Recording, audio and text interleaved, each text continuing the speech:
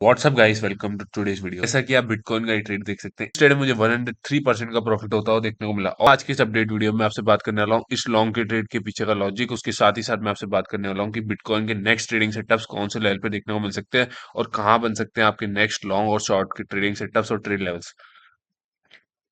तो सबसे पहले मैं आपसे बात करता हूँ कि इस डाउन साइड के मूव के बाद मैंने इसी लेवल पे बिटकॉइन में एक लॉन्ग का ट्रेड क्यों लिया और एग्जैक्टली इसी लेवल से बिटकॉइन के अपसाइड गया। तो सबसे पहले मैं आपसे बात करता हूँ 45 मिनट्स के टाइम फ्रेम पे। तो 45 मिनट्स के टाइम फ्रेम पे जैसा कि आप देख सकते हैं, इस लेवल पे जो मेरा एंट्री जोन था वो था $89,468 का लेवल, जो था एग्जैक्टली ये वाला जोन। और इसमें जो मेरा एग्जिट था वो था 90,216 का लेवल, ये था मेरा एग्जिट इसमें। तो ये था एंट्री पॉइंट, ये था एग्जिट पॉइंट। ये बेसिकली एक स्कैल्प ट्रेड था और इस ट्रेड में मुझे 1:3.5 का रिस्क रिवॉर्ड अचीव होता हुआ देखने को मिला। तो ट्रेड में जो मेरा एसएल था वो था 227 पॉइंट्स का और इस ट्रेड में मुझे 806 पॉइंट्स का प्रॉफिट होता हुआ देखने को मिला। तो सबसे पहले मैं आपसे बात करता हूँ इस ट्रेड के लॉजिक के बारे में। तो जैसा कि आप बिटकॉइन का अब मार्केट स्ट्रक्चर देख सकते हैं, हालांकि ये डाउन साइड तो जा रहा था लेकिन इस स्ट्रक्चर में कुछ भी बेरिश नहीं था, कुछ भी ऐसा नहीं था कि ये बहुत ज्यादा बेरिश है और यहाँ से पूरा ही रिवर्स होगा। उसका मैं आपको लॉजिक बताता हूँ। 45 मिनट्स पे आप देख सकते हैं जहां से डाउन ट्रेंड स्टार्ट हुआ, ये स्ट्रक्चर, ये जो स्ट्रक्चर था, ये थ्री वेव स्ट्रक्चर था करेक्टिव। और ये जो करेक्शन हुआ, पहला करेक्शन, वो ऑलमोस्ट इस ट्रेंड के 0.618 के फिबोनाची लेवल के भी ऊपर निकल गया। इसका मतलब कि ये जो मार्केट स्ट्रक्चर है ये बेरिश नहीं है। दूसरी बार भी हमको अच्छा खासा करेक्शन देखने को मिला लेकिन ये पूरा 0.786 तक रिवर्स हो गया, जो कि बहुत रेयर है। अगर कोई इंपल्सिव करेक्टिव स्ट्रक्चर होता है, कोई बड़ा डाउनसाइड का मूव आना होता है, तो वो 0.382 से ही रिवर्स होता है, लेकिन इस केस में ये बार बार 0.786 को टच करके नीचे आता। और ये जो स्ट्रक्चर था ये तो बिल्कुल भी बेरिश नहीं था, बहुत स्लो यहाँ पे सेलिंग हुई, बहुत स्लो सेलिंग। ये सेलिंग भी इसलिए हुई क्योंकि यहाँ पे जो रिटेल बायर्स थे वो बेसिकली यहाँ पे बाय करने की कोशिश कर रहे थे।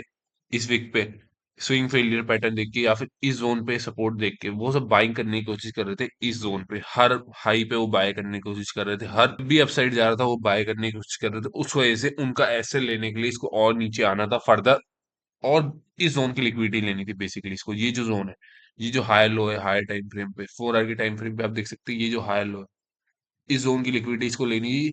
इन बायर्स का एसएल इसको पहले हिट करना था, उसके बाद ही हमको ये अपसाइड जाता हुआ देखने को मिला।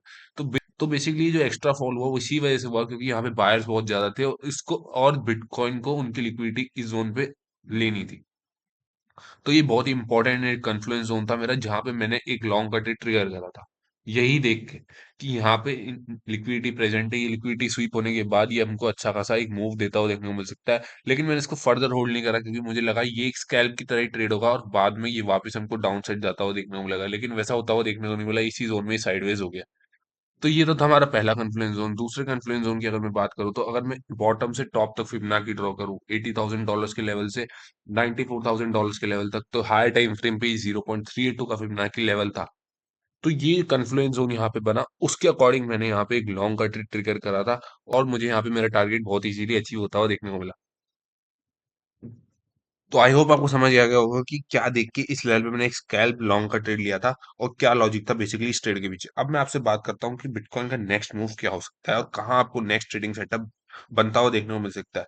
तो नेक्स्ट ट्रेडिंग सेटअप बन सकता है या तो बिटकॉइन इन हाइस का एक बार ब्रेकआउट करे, इन हाइस को टेस्ट करे, उसके बाद ये इस जोन पे किस तरह का प्राइस एक्शन बनाता है उसमें मैं बहुत ज्यादा इंटरेस्टेड हूँ। एक शॉर्ट का ट्रेड लेने में इस जोन की 0.6 मिनट के फिबोनाची लेवल पे अगर इसकी लिक्विडिटी स्वीप करके फेक ब्रेकआउट दिखाता है, विक फॉर्म करता है इस हाई पे, ये जो हाई लो है, इस हाई लो की लिक्विडिटी लेता है इधर, इस जोन पे मैं एक शॉर्ट का ट्रेड लेने में इंटरेस्टेड हूँ।